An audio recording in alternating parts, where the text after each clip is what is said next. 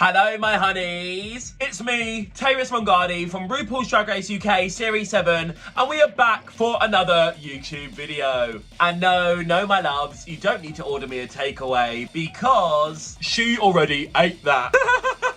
Yes, my loves, we are back for week 3 of our RuPaul's Drag Race UK Series 7 coverage, and we are on to the girl groups episode. If you're new here to the channel, come, stay, pull up a chair. And if you're a returning queen, you already know. My loves, I have some strong opinions on this one that I'm raring to get my teeth into. But before we go any further, make sure to like, comment, subscribe, and hit the notification bell so you do not miss a single piece of my content. So we come back into the workroom and we have just lost Pasty. But seeing her leave this early was really gutting because I knew how much she wanted it. And right, full tea, when you're prepping for the show and you're starting to hear the other names that are gonna be there, you do kind of like stack them up in your head as to where you think people will place. And I know that Pasty has somehow ended up with the worst track record in Drag Race UK ever. But when we were going to film, I didn't think she'd be an early out. Hands up, I didn't think she'd be a finalist either. I really thought of Pasty being like a Kate Butch. Super funny, super clever, super endearing,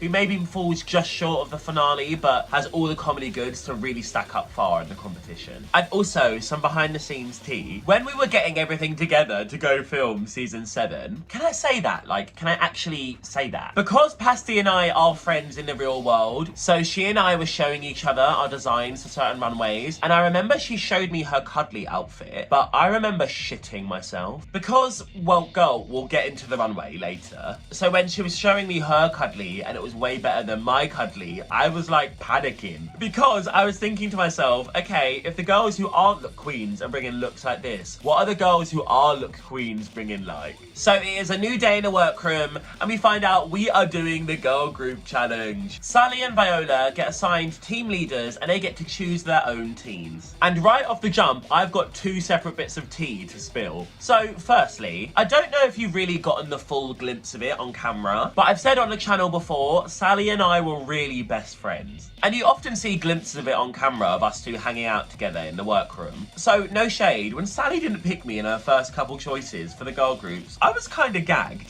So then, because us Brighton girls are, if nothing else, mischievous, I said to myself, do you know what? Let's get her. So Sally, because she's so nervous, was coming up to me and saying, oh Tayris, just to double check, are you okay that I didn't pick you? And I was looking at her like, no girl, it's fine, I get it. And so she was going, no Tayris, don't be like that. Okay, awful northern accent. And then the Queen team were coming up to me like, are you okay? Sally's like asking us to check in, like she's worried you don't like her anymore. But as they say in the industry, that's called gaslighting.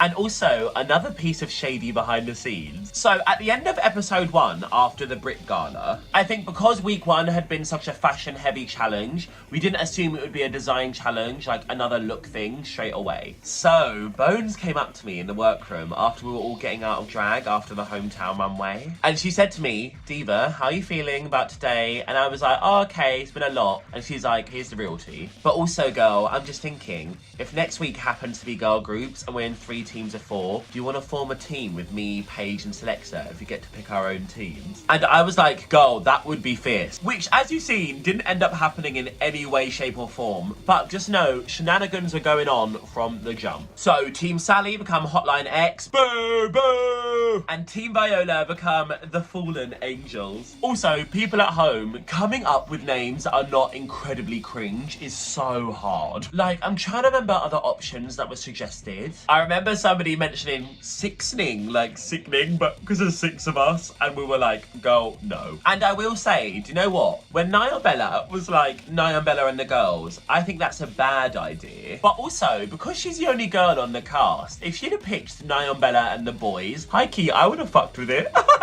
So it is time to record our verses with Nadine Coyle, and I will say, she was an absolute blast. Now, I think everyone's approach to a challenge like this is quite different. So for me, me, as someone who really loves writing rap and verses, something that didn't make the cut is Nadine's asking us all individually what kind of thing our verse gives. So Naya and Bella's like, yeah, I just want to be glam and fierce. And Nadine got to me and said, what's the kind of vibe of your verse? And I remember saying to Nadine, yeah, I kind of want to give like Skepta, Stormzy, that kind of vibe. And Nadine was like, oh yeah, sure, let's do it. Now, my loves, a lot of people when they go into Drag Race will kind of pre-write a verse and just try and fit it to the song, which for me was not really in my creative process. I've always loved the idea of writing tracks and creating verses, so my approach was, okay, so even more tea. When we're listening to She Ate That for the first time in the workroom, we have already heard the song. If I recall correctly, Pasty was eliminated on the Friday, we had Saturday off and we resumed on the Sunday. So we got given the tracks after Pasty was eliminated, so we had a day to listen to the track and kind of see what we wanted to write. And so the way that I approached it was, I'd sit there and come up with like little 2-line phrases or couplets. So then I could mix all the lyrics around, see what I feel like really flowed together as a coherent verse, and also hear other people's verses in the workroom, and kind of work out what I thought would be cohesive, but also really stand out. So like an example of a couplet that I really liked, but just didn't really fit with the rest of the verse was, my click selective, my hair protective, gal, I'ma show you what is black perfected. So in the workroom, I actually had to change lines 3 and 4 to what you saw on the show as, ice in my veins, bleed gold like medallion, ride on a horse, Tayris the stallion. Which I think is the part that everyone likes the most, to be honest. But what it was originally supposed to be was, treasure, beauty, I am the idol, slicker than a river, goes streamless ting on Tidal. Which as a couplet I really loved because there were so many different references in it. The use of the word slicker not only being a reference to Slick Rick the rapper, but also Nicki Minaj's lyric, slicker than the guy with a thing on his eye. But then also streamless ting on Tidal being a clear river reference as like a river and a stream, and Tidal's into the ocean and they run into the ocean, but also you stream music on music services like Tidal. Oh my fucking mind. But unfortunately I did have to cut it because they weren't sure if the copyright for Tidal would fly. So we're doing the rehearsals. Paige is giving us choreography that's not necessarily hard, but it's fast. And out of drag, I was getting it, but I was also very aware of being someone who wears pads and corsets and like a lot of the body rolls and nuances I might struggle with, but I was really committed to excelling. And of course,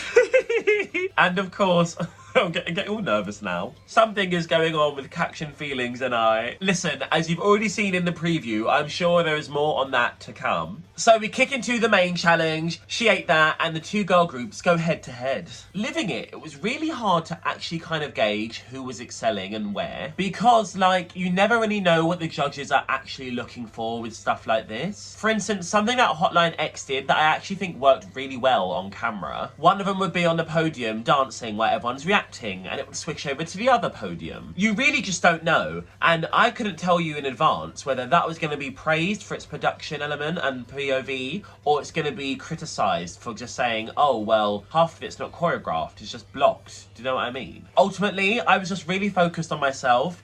And like, in all honesty, I was so proud of myself. I knew for a fact I'd written a verse that really spoke to me as an artist and as a creative, in drag and out of drag, and like had enough nuances and clever wordplay to not only excel in a Drag Race verse challenge, but also to kind of be a verse that wasn't so typically Drag Race. So we do the challenge and it comes time to the runway. My loves, I am under no pretense. This runway did not work out the way it needed to. So I had worked with this designer, Lynn, before and actually rented some of his pieces, including the jacket. At the time that we were preparing to go film Drag Race, Sonic the Hedgehog 3 featuring Shadow the Hedgehog was in cinemas. One of my favourite games of all time is Sonic the Hedgehog 2 Battle. I spent so many hours as a child replaying the levels, playing in Lxke Garden, doing the 2-player mode with my little brother, Sonny. And also, side note, my little brother is also another fantastic rapper. His name is DC. Follow him on social media, please. And also, as I know many of you know, Drag Race is really expensive to prepare for. So I said to myself, okay,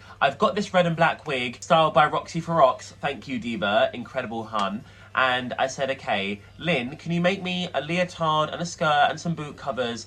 And here was the initial sketch to kind of really take this concept a bit further. Now, the unfortunate reality of preparing for Drag Race is that it's a pressure cooker, you're under tight time frames, it's really hard to get it all together. The night before I left to go film, we were cutting up the fabric, trying to make it work because unfortunately it just hadn't come together in a way that's celebratory.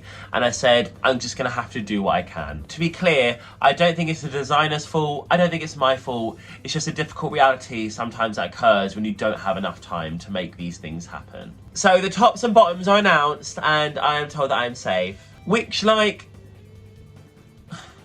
okay, this is my channel. I don't want to pretend and be like, oh, happy all the time.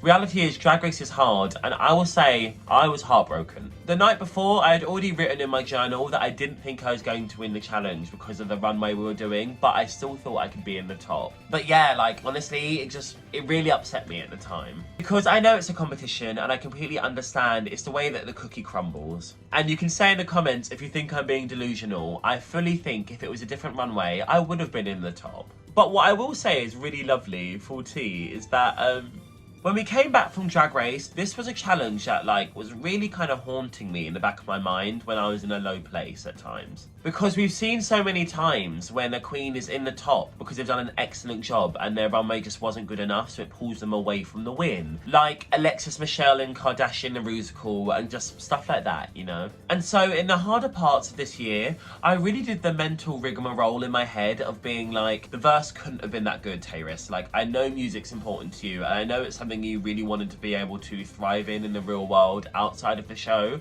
so it did mean a lot to me, the challenge, and it can't have been that good. Like, you have to have underperformed or not done yourself justice to have not have been able to crack the top. But thank you so much for all the thank you so much for all the kindness that you've shown me online, because like, yeah, I know the runway was kind of tough, but everyone loves the verse, and like, girl, we read the comments, we read your tweets, we read your Discords, we read your Reddits, we just do.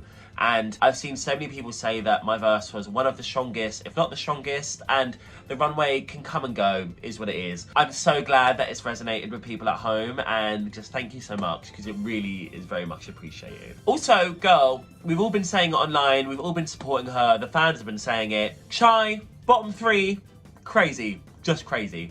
So Bones wins the challenge, which is not a surprise. She did a fantastic job. And we find out Nyan Bella and Viola will be lip syncing to Sound of the Underground by Girls Aloud. However, Nyan Bella is told, Shantae, you stay, which means it's Viola's time to sashay away. And girl, even if she was annoying at times, I loved having Viola there. She was such a present, she was such a key, and she was missed in that workroom, absolutely. But your girl Tayris has made it on to week 4, the acting challenge. And do I have the chops? You'll have to bloody find out next week, won't you? So now let's crack into my journal. 18th of January, 10:35 p.m. I have had a lovely day off. I'm ready for the girl groups tomorrow, and I've written quite a few verse options, so I'm confident I can get a top placement. How did that work out? I'm preempting it'll be a Paige win, or if not Bones, but I would not be surprised to see myself high at all. If anything, I think I'll be in the top and I'll use my cuddly runway as a reason to keep the bags out of my clutches. But still, a top placement is a top placement. It's so hard to try and predict where I'm going to place in this competition.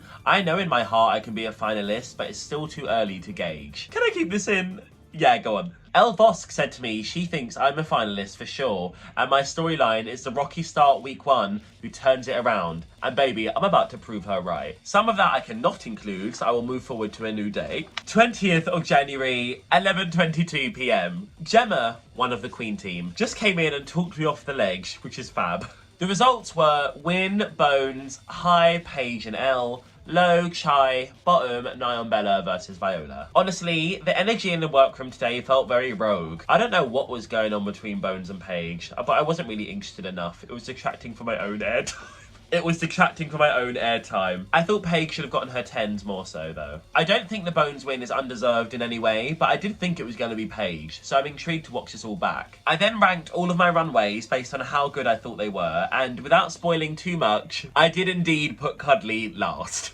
If it's just based on the people I'm closest to at this moment who I think might make it to the end, my top 4 would be me, Katrin, Paige and Sally. Who I think the top 4 will be is, and I'm absolutely not going to include that because I will get bollocked. And also, I've got the letters I received from the eliminated queens all stuck in my journal. I can't show you it properly because it's got people's phone numbers on it. I'm not doxing people out. Tyra. Oh! Honestly, being on Drag Race is a key, and I've really gotten to make some friends for life. So we love you, Viola. And with that, my honeys, we have come to the end of another YouTube video. Thank you so much for tuning in to another RUCAP. I'll be back next week with a little bit of a different type of video, but I'm saying no more for right now. In the meantime though, please make sure to like, comment, subscribe, and hit the notification bell. And I will absolutely see you next week for another week of Tayris on RuPaul's Drag Race UK Season 7. You get the drift. I will see you very soon, my darling. Bye.